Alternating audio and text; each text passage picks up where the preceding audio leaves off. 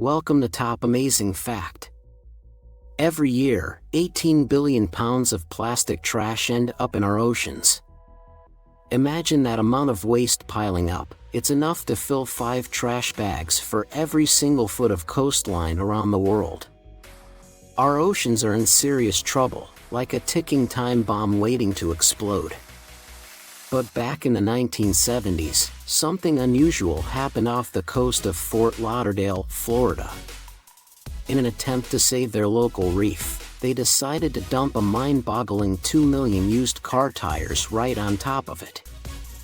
Yep, you heard that right, 2 million tires. Now, you might think this was a crazy idea that would only hurt marine life. But, surprisingly, this was done with good intentions. They genuinely believed this would help the reef. So, what happened? Why did they think this was a good idea? And what were the results? Stick around as we dive into this bizarre experiment and discover why 2 million tires ended up on the ocean floor. There's a lot more to this story than you might expect. Before 1972, there were no rules about what companies could dump into the oceans. It was essentially a free-for-all. Just in 1968 alone, the ocean received an astounding amount of waste: 38 million tons of excavated materials, 4.5 million tons of industrial waste, another 4.5 million tons of sewage, and 100 million tons of plastic. On top of that, there were between 2 and 4 tons of chemical waste and 1 million tons of heavy metals. And these numbers are just estimates. Back then, there was hardly any record keeping, so no one really knows the full extent of the pollution. If you think that sounds bad, brace yourself, things are about to get even more shocking. Between 1946 and 1970, over 55,000 containers of radioactive waste were dumped into the Pacific Ocean. And if that wasn't bad enough, an additional 34,000 tons of waste were discarded in 3 sites off the East Coast between 1951 and 1962. Yikes! We've definitely had our fair share of environmental blunders. Of course, it's crucial to remember that these actions were taken in an era when people didn't fully grasp the long-term effects of hazardous substances on the environment. Back in the 50s and 60s, awareness was low, and environmental concerns weren't as prominent. But things started to change in the 1960s, thanks to the growing eco-consciousness fueled by the hippie movement. By 1972, this shift in public opinion led to the introduction of government restrictions on ocean dumping. It was a major step forward. With new regulations in place, companies had to find better ways to handle their waste. This brings us to the tires.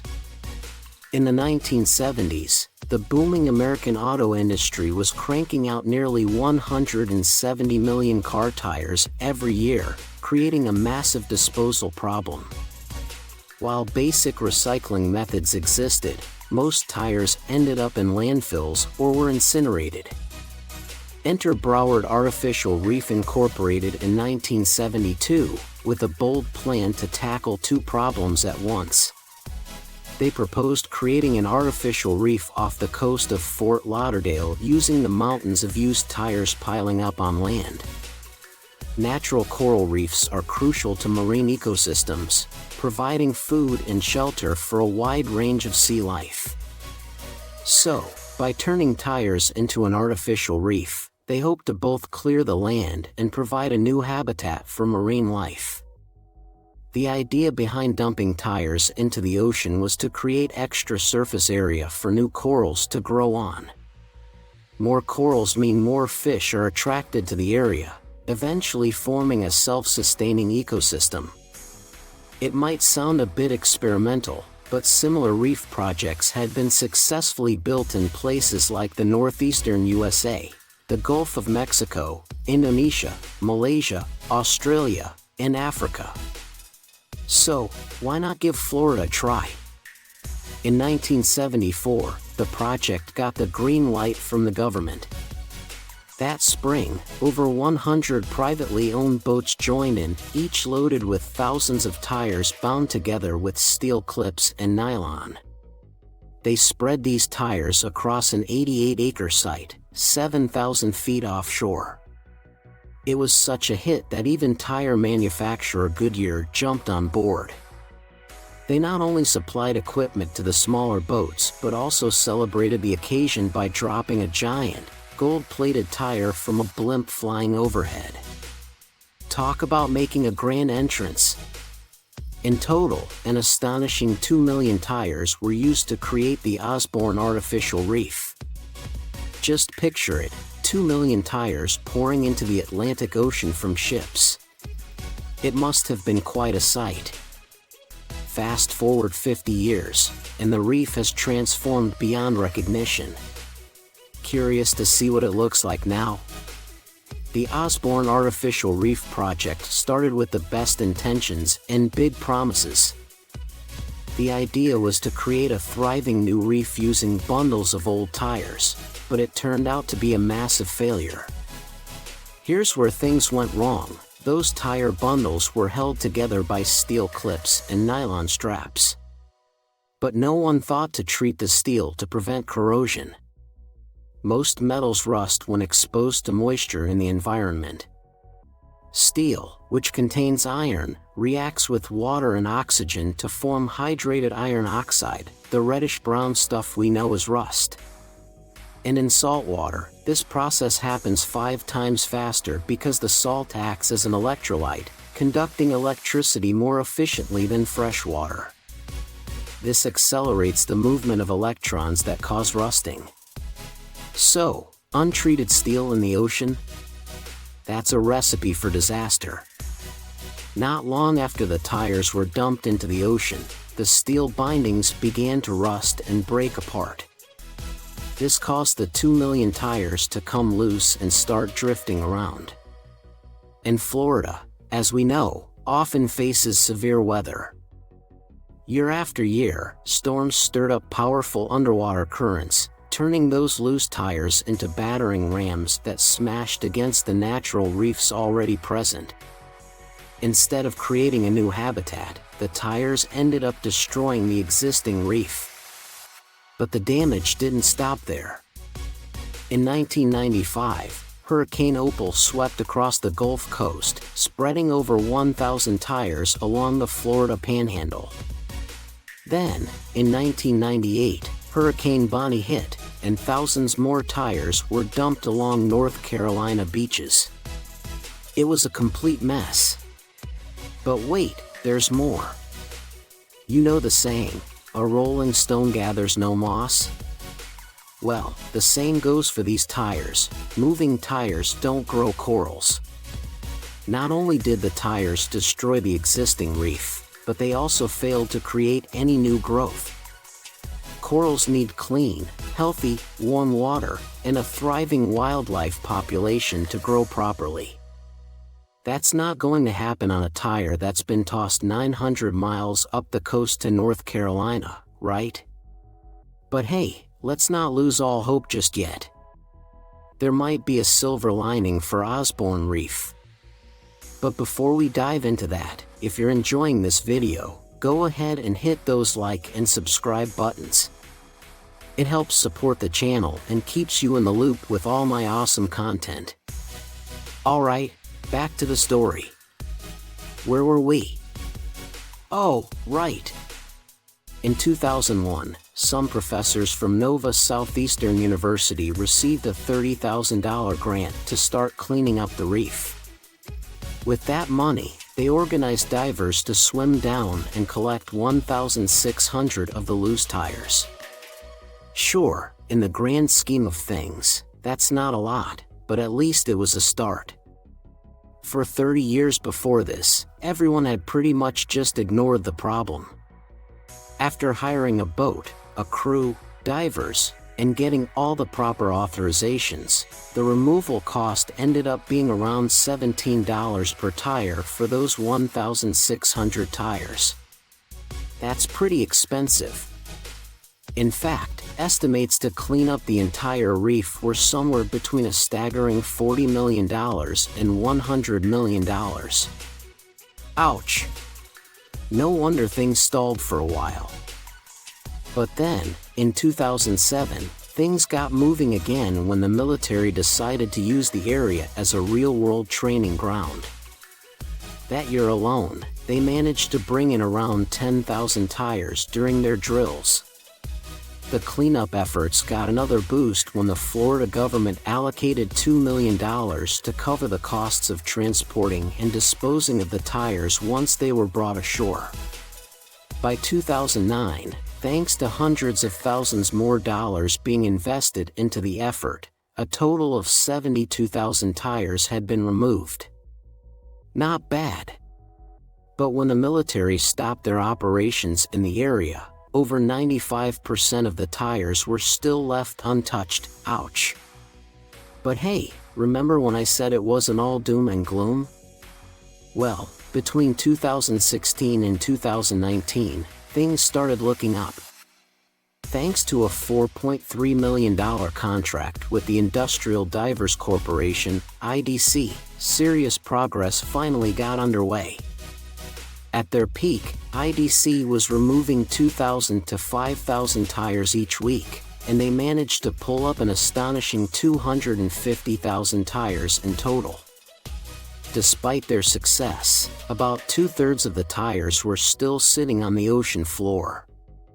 And as you might guess, this was costing the Florida government a lot of money. That is, until a much cheaper solution appeared. In 2021, a private company called 4Ocean stepped in with a new plan to clean up a 34-acre area north of the original drop site. They funded the operation partly by selling $29 bracelets made from recycled tires. According to 4Ocean's website, each bracelet sold helps remove 5 pounds of ocean waste. Pretty cool, right? And they've made some real headway. By their estimates in 2022, there were only about 500,000 tires left to remove, just 25% of the total. Impressive. But here's where the story takes an interesting twist. Remember how the initial cleanup organized by Nova Southeastern University cost about $17 per tire? Well, I crunched some numbers, and while this isn't 100% precise, it gives us an idea.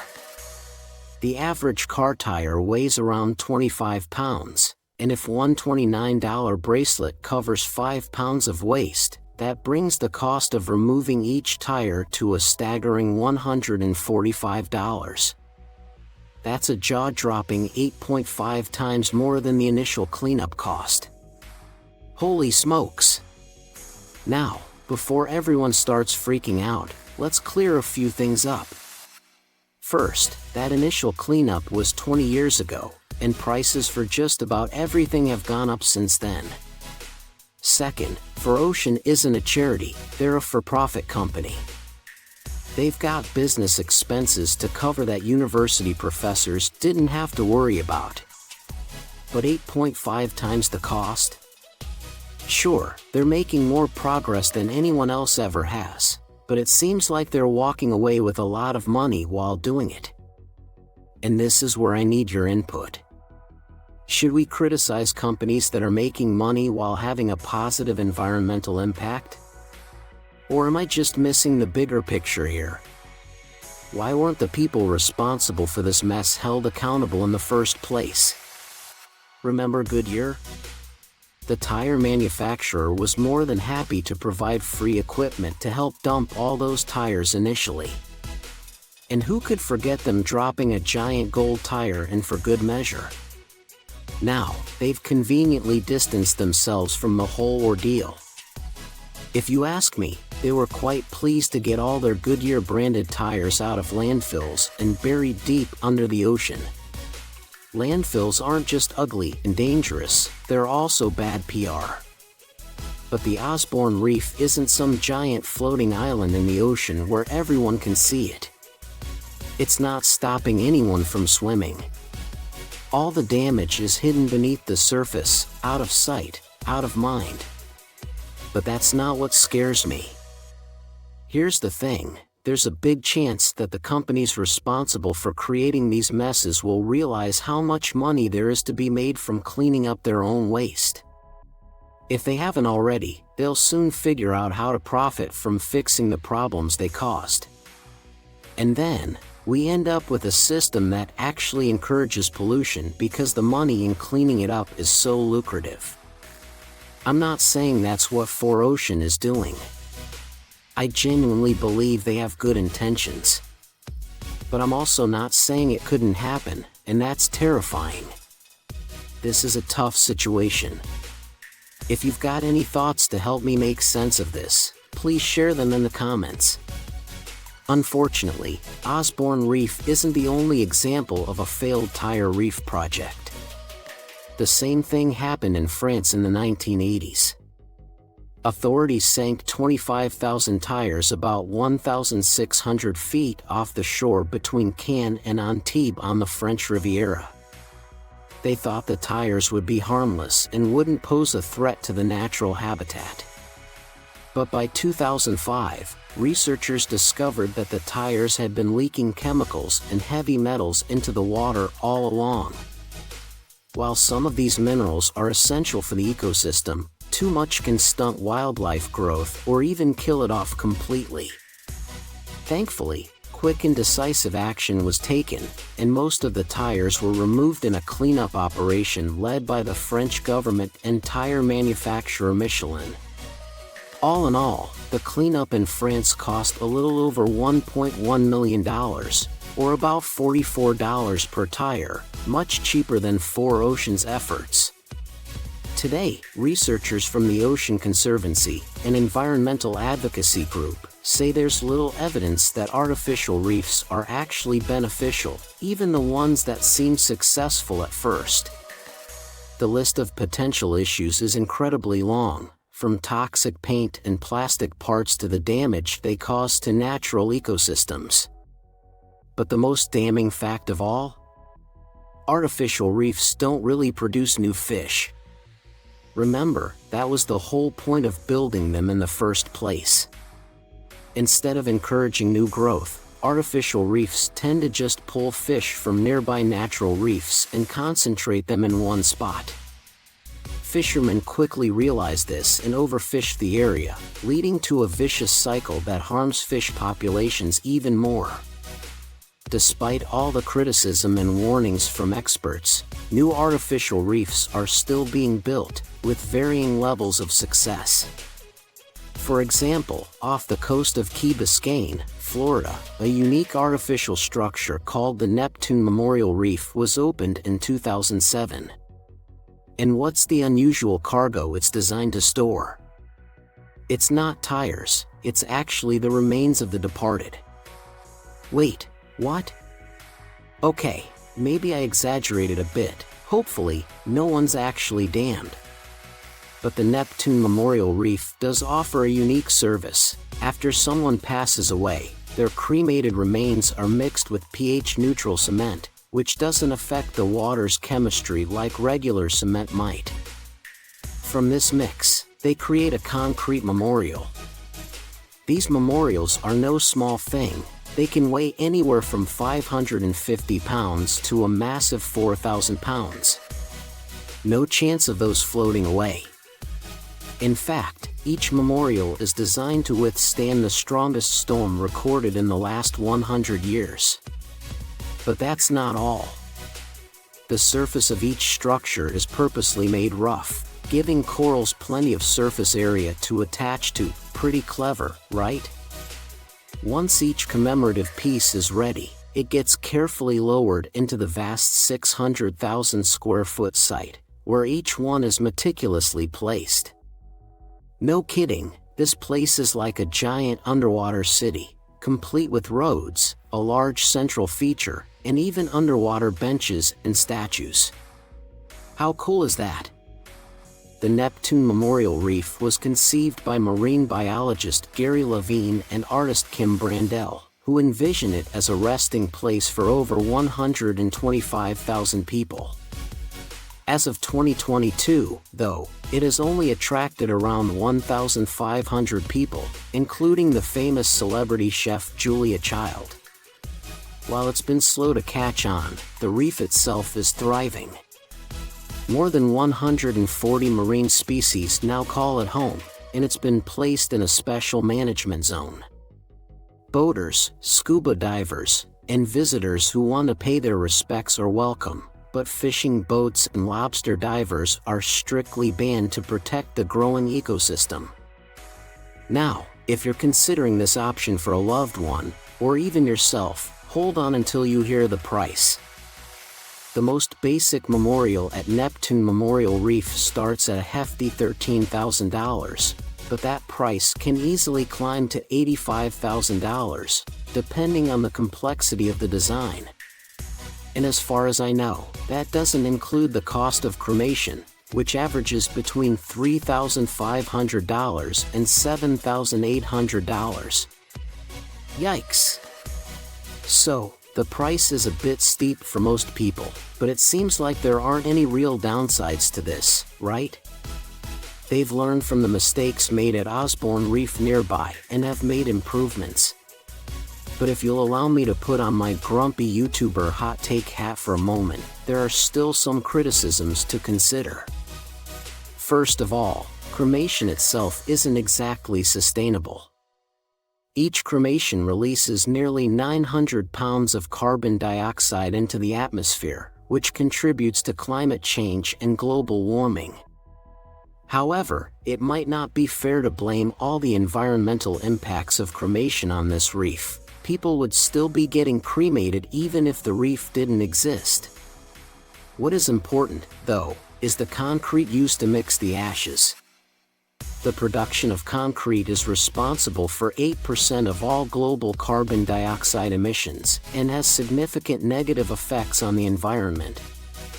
As CO2 levels continue to rise, more of it dissolves in our oceans, making the water increasingly acidic.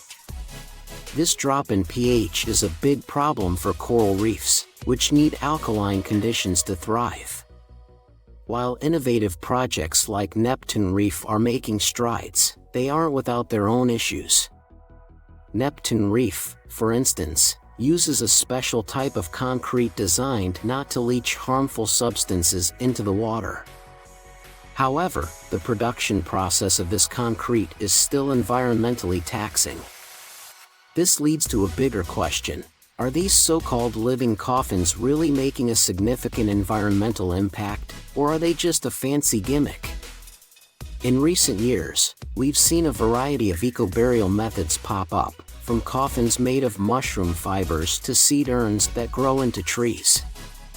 While these methods are creative, they often feel like they're just scratching the surface of what needs to be done. It seems like a lot of people are more focused on how their remains can be turned into something eco-friendly, rather than addressing more fundamental changes to our environmental impact. Moreover, these eco-burials are often priced much higher than traditional options, which makes them seem elitist. It feels like only the wealthy can afford to be turned into a reef or a tree, making these solutions seem less accessible to the average person. Then there's the case of the USS Oriskany, a battleship with a rather dramatic end. After serving in the Korean and Vietnam Wars, the Oriskany was decommissioned in 1976 and sat in storage for years. In 2004, it was sold to Florida with the plan to repurpose it as an artificial reef. Instead of scrapping the ship or finding a different use for it, Florida decided to take a more explosive approach.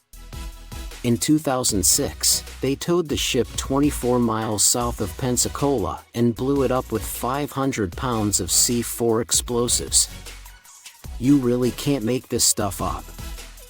Believe it or not, the sunken USS Oriskany has turned out to be a huge success. This massive 900-foot-long wreck quickly attracted a vibrant array of marine life and has become a major draw for scuba divers from all over. But before you get too excited, let me throw a bit of cold water on the celebration. While the Oriskany did undergo significant environmental cleanup, meaning they removed a lot of the harmful stuff before sinking it, there were still hundreds of pounds of dangerous chemicals on board.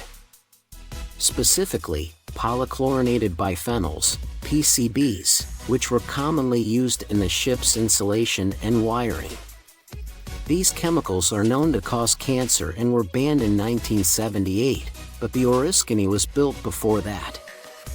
We don't yet know if these PCBs are causing any real harm, but it certainly seems like a major oversight. Sure, the reef itself is thriving, but it might be a while before we see the potential negative effects of those lingering chemicals. Some argue that scrapping the Oriskany might have been a better option, even though it would mean losing a significant piece of military history. The ship has great sentimental value because of its service, and scrapping it would have meant erasing a piece of the past. By sinking the USS Oriskany, it can still be appreciated and visited, though only by highly trained scuba divers. It's something, at least. But let's be honest, sinking the ship may have been more about catering to nostalgia than making a serious environmental impact. What I'm getting at is that the Oriskany, like many other artificial reefs, seems to try to tackle one problem by adding to a much bigger one. Got a bunch of spare tires? Dump them in the ocean. Got a pile of waste concrete? Throw it in the water. And when you've got a giant naval aircraft carrier, well, you know the drill, sink it. With projects like Osborne, Neptune, and the USS Oriskany, there's a clear pattern, an abundance of something that's expensive to dispose of, so companies choose to dump it in the water and move on. If the reef becomes a success, everyone celebrates and pats themselves on the back for saving money.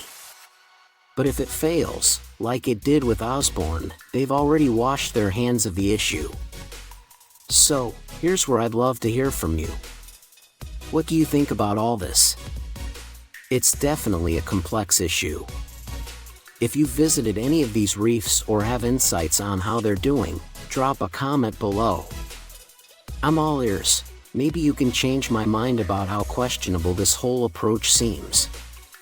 But before we wrap up, let's let all this sink in. Okay, I couldn't resist one last pun. This has been a bit of a downer, so I figured I'd sneak in a little humor. Thanks for watching, and until next time.